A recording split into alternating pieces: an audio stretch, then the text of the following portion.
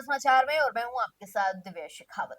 घरसाना की ग्राम पंचायत 6 डीडी में सुरक्षित अराजी राज भूमि में से मुख्य सड़क पर स्थित 2 बीघा भूमि उप स्वास्थ्य केंद्र के लिए आवंटित कर स्वीकृति दिलाने पर आयोजित आभार कार्यक्रम में आज पूर्व केंद्रीय मंत्री एवं भाजपा एससी मोर्चा के प्रदेश अध्यक्ष निहाल चंद मेघवाल पहुंचे। कार्यक्रम के दौरान ग्राम पंचायत के गणमान्य नागरिकों ने ढोल नगाड़ों और बैंड बाजों के साथ पुष्प वर्षा कर उनका जोरदार स्वागत किया। इस अवसर पर सरपंच लिच्छमा देवी जयपाल ने पुष्प गुच्छ भेंट कर प्रदेश अध्यक्ष निहाल चंद मेघवाल का स्वागत किया।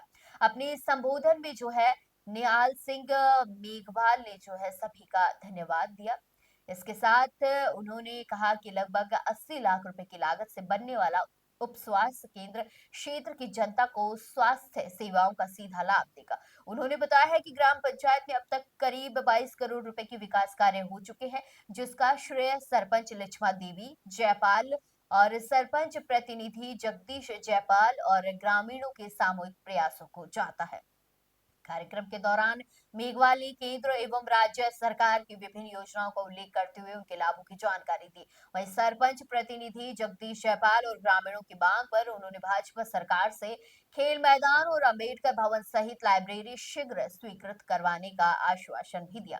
इस मौके पर हमारा समाचार के संवाददाता रमेश मेघवाल ने प्रदेश अध्यक्ष निहाल चंद मेघवाल से विशेष बातचीत की। आइए आपको दिखाते हैं। 6 डीडी में उप स्वास्थ्य केंद्र के स्वीकृत व आवंटन कार्यक्रम में आज पूर्व केंद्रीय मंत्री व भारतीय जनता पार्टी के एसी मोर्चा के प्रदेशाध्यक्ष हाल ही में इनको एक बड़ी जिम्मेदारी सौंपी है, आज हमारे बीच में पहुंचे हैं। हम इनसे बात करेंगे। निहाल चंद जी, सबसे पहले तो बहुत बहुत स्वागत है आपका। धन्यवाद। 6 डीडी ग्राम पंचायत में आज आभार व्यक्त कार्यक्रम में आप पहुंचे हैं, क्या कुछ कहना चाहेंगे सर? आज 6 डीडी ग्राम पंचायत मुख्यालय पे मैं आया हूँ। मैं राजस्थान सरकार का और केंद्र सरकार का ग्राम पंचायत की ओर से आभार व्यक्त करना चाहूँगा कि यहाँ पे सबसे ज़्यादा काम हुए हैं।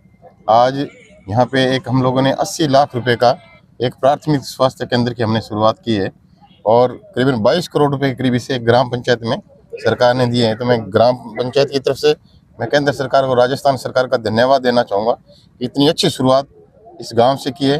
विकास की योजनाएँ और बने, इसके लिए हम लोग शुभकामनाएं प्रेषित कर रहे हैं। निहाल चंद जी, पंचायत समिति से लेकर संसद तक आपने लड़ाई लड़ी है और पूरे प्रदेश में भारतीय जनता पार्टी ने इन तमाम लोगों के बीच में से आपको प्रदेश अध्यक्ष की जिम्मेदारी सौंपना, ये तमाम लोगों के लिए खुशी का माहौल तो है, लेकिन आप इस पद को लेकर क्या सोचते हैं? पार्टी ने मुझे एक नया दायित्व प्रदान किया है। मैं इस दायित्व का अच्छी तरीके से निर्वाह करूँगा। पूरे राजस्थान प्रदेश में यह मोर्चा गांव तक, गरीब तक काम करेगा। अनुसूचित जाति के लोग किस तरीके से पार्टी के साथ में और जुड़े, ऐसा काम हम लोग इस मोर्चे के माध्यम से करेंगे। निहाल चंद जी, जिस विधानसभा क्षेत्र में आज खड़े हो आप, वो अनुसूचित जाति की विधानसभा है, आरक्षित सीट है यहाँ से, और इस सीट के साथ साथ पूरे जिले के अगर अनुसूचित जाति की बात करें तो क्या कुछ आपका विजन है, क्या कुछ प्लानिंग चल रही है और क्या कुछ मतलब इस वर्ग को ऊपर लाने के लिए आपकी प्राथमिकता रहेगी? मेरी प्राथमिकता सरकार के साथ है और सरकार ने जो प्राथमिकता हमको दी है वो सबसे बड़ी प्राथमिकता है कि केंद्र सरकार और राजस्थान सरकार की योजनाओं का लाभ गांव के अंतिम छोर पे किस तरीके से पहुंचे।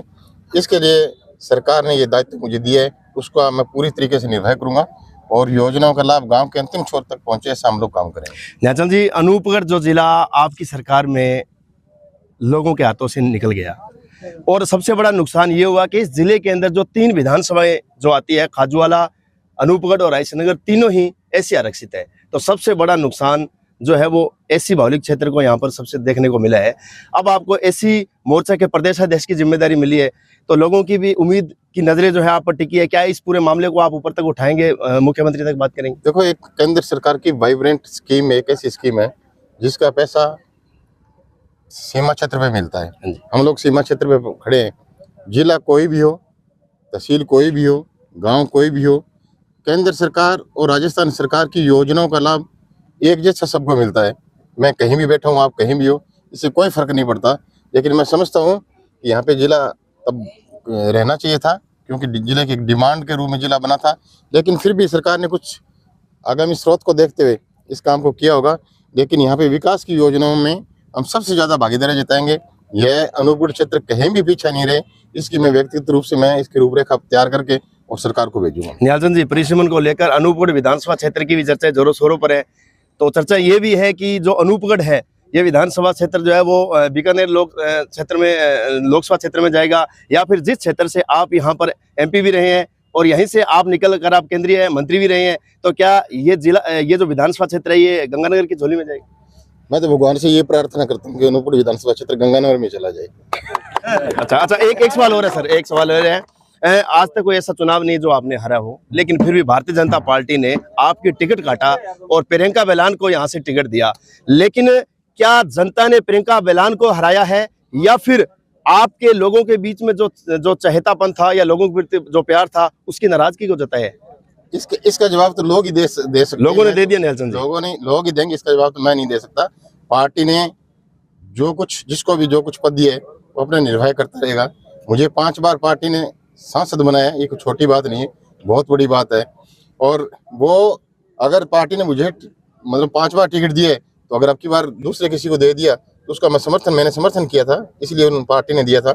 लेकिन मैंने एक दायित्व की और मैंने संभाला है, तो मैं तो उसका ही निर्वाह करूंगा। तो आने वाले समय में सुधार होगा, पार्टी फिर से पुनः इस पर सोचेगी? बड़ा नुकसान हुआ है, ये सीट कांग्रेस के खाते में चलेगी। जो पार्टी ने दायित्व दिया है, मैं उसी दायित्व को लेकर उसका ही निर्वाह करूंगा। शुक्रिया। क्या हुआ ये मुझे नहीं मालूम। शुक्रिया सर। तो ये थे हमारे साथ निहालचंद जी मेघवाल, पूर्व केंद्रीय मंत्री रहे हैं और SC मोर्चा के प्रदेशाध्यक्ष की बड़ी जिम्मेदारी सौंपी है। निहालचंद जी ने कहा है जो जिम्मेदारी मुझे सौंपी है उसका ईमानदारी से निर्वहन होगा, और जिस प्रकार से SC आरक्षित सीटों पर जिस प्रकार से मतलब जो हालात चल रहे हैं उनको मजबूती के साथ राजस्थान व केंद्र तक लेके जाएंगे। निश्चित तौर पर जो भरोसा है इन्होंने कायम किया है, हर भरोसे को जिंदा रखेंगे और भारतीय जनता पार्टी का जो परचम है वो कायम रहेगा। बहुत बहुत धन्यवाद।